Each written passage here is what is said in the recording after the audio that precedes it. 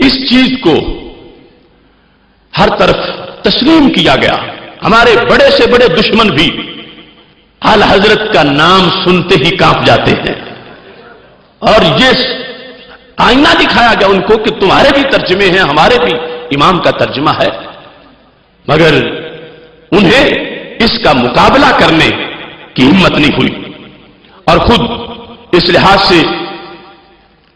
آج جس شخص نے اس ترجمے کو چیلنج کیا معاذ اللہ، اس کا نام ڈاکٹر طاہر القادری ہے. اس نے فاضل بریلوی رحمہ اللہ تعالی کے ترجمے کے لحاظ سے آغاز میں تو اس کی تعریف کی، اور پھر اس نے اور اس کے چیلوں نے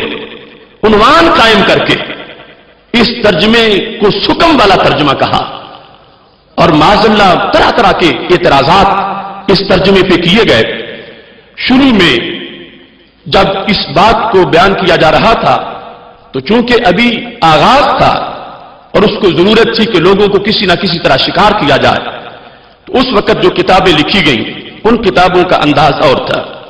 یہ کنز الایمان کی فنی حیثیت ڈاکٹر طاہر القادری کی جو کتاب ہے،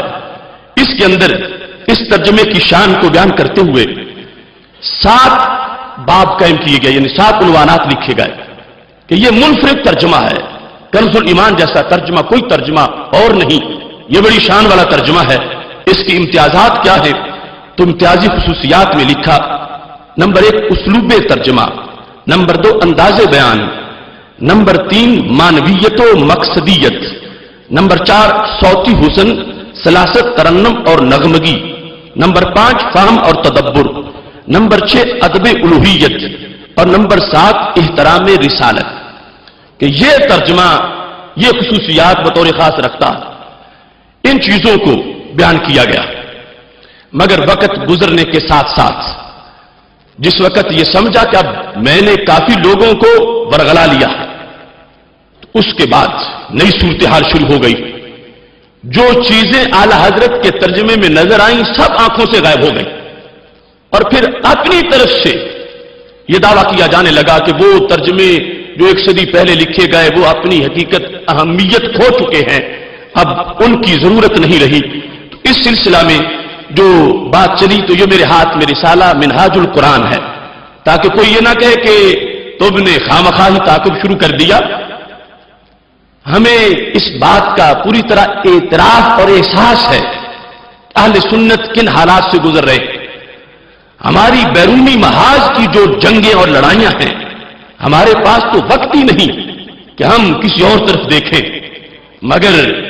گھر کو آگ لگ گئی اس گھر کے چراغ سے. جب یہ آگ لگی ہو تو گھر کی نہ بجھائیں گے تو باہر کی جا کے کیسے بجھا سکیں گے؟ اس بنیاد پر جب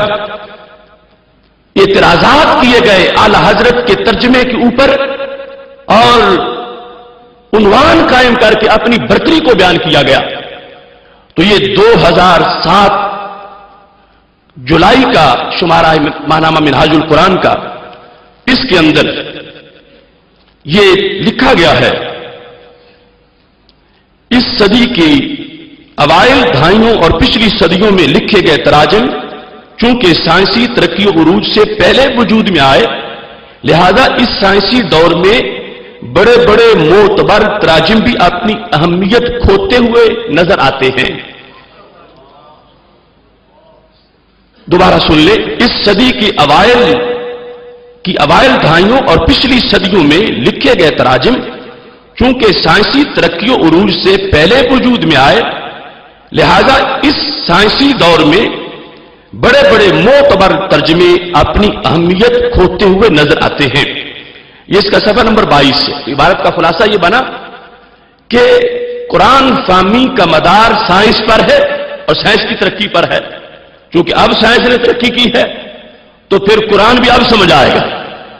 جبکہ ہمارا عروج تو ماضی میں ہے. اب صحابہ کرام علیہم رضوان سے بڑا کون فہم قرآن رکھتا ہوگا؟ تو یہاں دلیل یہ پیش کی جا رہی ہے چونکہ اب ترقی ہوئی ہے اور وہ ترجمے پہلے لکھے گئے ہیں، اس واسطے وہ ترجمے معاذ اللہ کہا گیا اپنی اہمیت کھو چکے ہیں. تو اس کے ساتھ یہاں پہ 7 ابواب قائم کر کے جو وہ 7 ابواب اس کتاب کے اندر پہلے کی یہ کتاب تھی کہ کنز الایمان بڑی شان والا ترجمہ ہے، پھر اس کے اندر 7 ابواب قائم کر کے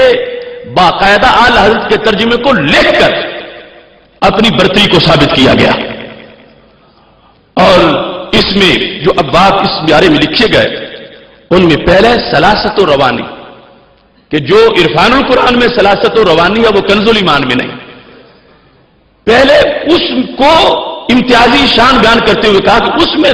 ترنم ہے، نغمگی ہے، سلاست ہے، انداز بیان اس کا اچھا ہے۔ اس کے بعد چلتے چلتے دوسری جو چیز ہے وہ ہے محبت و آداب رسالت صلی اللہ علیہ وسلم، جس میں عرفان القرآن کو کنز الایمان پر ترجیح دی گئی ہے۔ باقاعدہ یہ کنز الایمان ترجمہ لکھ کر اس پر اپنی برتری کو ثابت کیا گیا۔ تیسرا ہے سلیقہ کلام،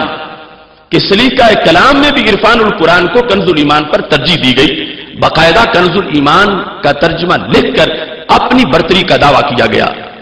چوتھے نمبر پر علم الافلاک، اس میں بھی کہا گیا